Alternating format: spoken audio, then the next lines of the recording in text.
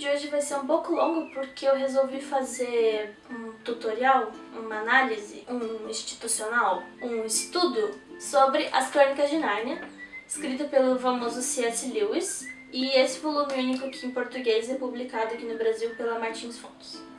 Tem muita coisa pra falar sobre o C.S. Lewis, então eu vou falar só um pouco da vida dele relacionada com Nárnia.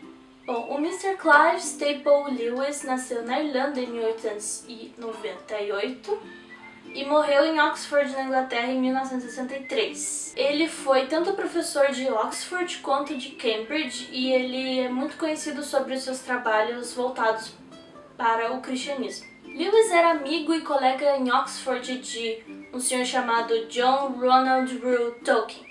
Esse cara que é mais conhecido como J.R.R. Tolkien. Sim, esse cara mesmo que escreveu O Senhor dos Anéis e O Hobbit.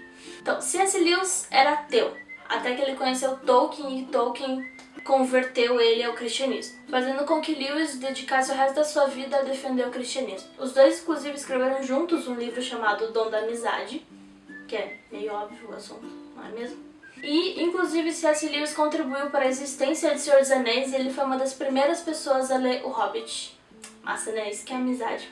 Então, O Problema do Sofrimento, Milagres, O Cristianismo Puro e Simples, Cartas de um Diabo a Seu Aprendiz, a Trilogia Espacial e As Crônicas de Nárnia são seus livros mais famosos voltados ao assunto cristão. Lewis também produziu vários trabalhos renomados sobre o renascentismo e a literatura medieval. Então, As Crônicas de Nárnia são 7 histórias sobre um reino chamado Nárnia, que é mágico, onde tem criaturas mágicas, onde rola magia o tempo todo, e os animais falam, e tá rolando sempre batalhas entre o bem e o mal, all the time. É o livro mais conhecido do C.S. Lewis, sendo a série considerada um clássico da literatura, vendendo mais de 120 milhões de cópias mundialmente. As histórias foram escritas entre 1949 e 1954 e foram adaptadas diversas vezes, principalmente para o cinema. E além da vertente cristã na série, Lewis usa muitas coisas da mitologia nórdica, da grega e contos de fada. Geralmente, as histórias contam sobre crianças que desenvolvem um papel crucial dentro de Nárnia. Em todos os livros, com exceção do Cavalo e Seu Menino, os personagens principais das histórias são crianças que vêm do nosso mundo e são teletransportadas magicamente para Nárnia, onde eles recebem a ajuda do Aslan, que é aquele leão, para resolver todas as tretas que tem lá dentro. Provavelmente você conhece os 3 filmes: O Leão, a Feiticeira e o Guarda-Roupa, O Príncipe Caspian e A Viagem do Peregrino da Alvorada. Esses são os 3 livros que envolvem os irmãos Pevensie, Pedro, Susana, Edmundo e Lúcia, e que Hollywood adaptou lindamente os livros para o cinema, mas ainda existem 4 histórias sobre Nárnia. Então, Lewis publicou uma crônica por ano, mais ou menos. Na ordem de publicação fica assim: O Leão, a Feiticeira e o Guarda-Roupa, Príncipe Caspian, A Viagem do Peregrino da Alvorada, A Cadeira de Prata, O Cavalo e Seu Menino, O Sobrinho do Mago e A Última Batalha. Só que a ordem de leitura que está nesse livro é a seguinte: primeiro vem O Sobrinho do Mago. Através de uns anéis mágicos fabricados por um cara lá, mais conhecido na história como Tio André, Diggory, Kirk e Polly Plummer viajam até Sharn, que é um reino muito sombrio, muito escuro, muito esquecido. Aí eles acabam, sem querer, libertando a feiticeira branca Jadis. Quem será essa puta? Aí depois de umas treta lá, eles chegam num reino, tudo breu, e é onde Aslan está criando Nárnia, e daí se desenvolve mais um pouco da história. E nesse livro conta como é que o guarda-roupa veio parar aqui.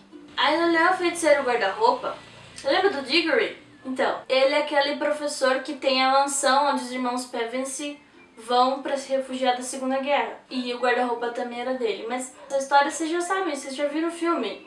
É igualzinho. Próximo livro. O Cavalo e Seu Menino é o 3º livro na ordem cronológica e se passa durante a Era de Ouro de Nárnia, que é quando os irmãos Pevensie estão reinando lindos, felizes, lindos e cheirosos. Nesse livro conta a história do cavalo falante Bree e o garoto chamado Shasta. E eles são presos na Calormânia, um reino que fica lá embaixo. Tem Nárnia, tem Calormânia.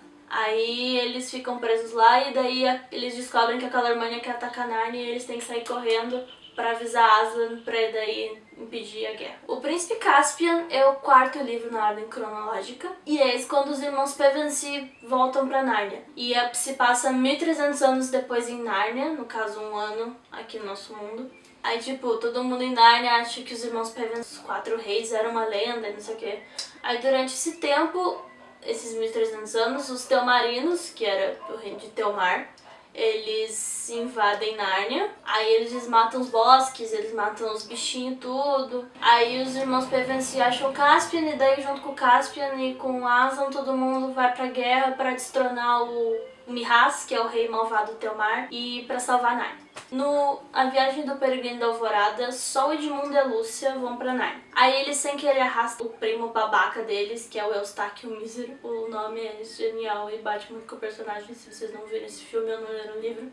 Enfim. Aí eles encontram o Caspian, que já era rei, já tá como rei de Nárnia. Aí eles estão no Peregrino da Alvorada, que é um navio.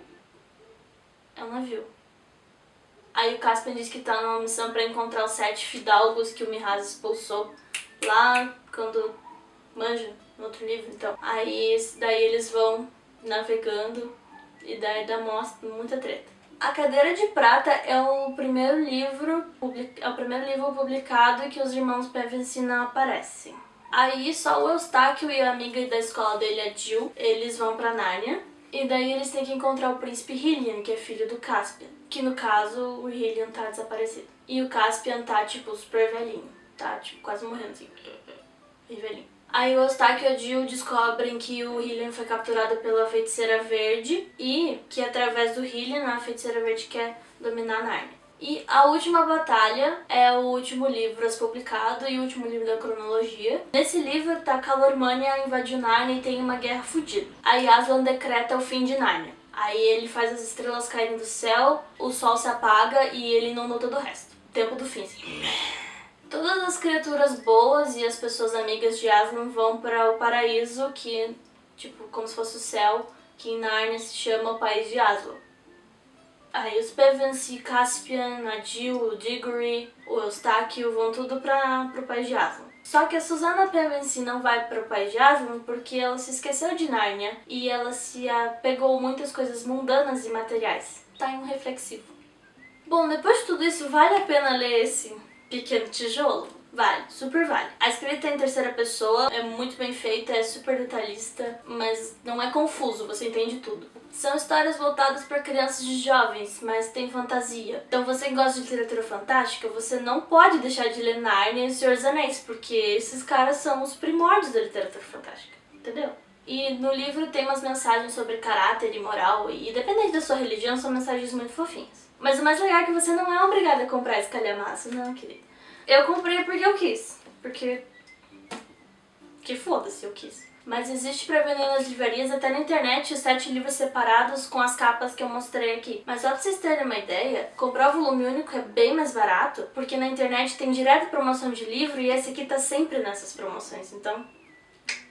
Quem sabe depois de Nárnia vocês passem pros próximos livros, os C.S. Lewis, porque ele escreve super bem, né? Fica a dica. Então é isso, gente. Se vocês gostaram desse vídeo, vocês deem like, compartilhem, se inscrevam, mostrem pros seus amiguinhos. Comentários e sugestões deixem aqui embaixo no post, ou no YouTube, ou tanto faz. E é isso, beijo!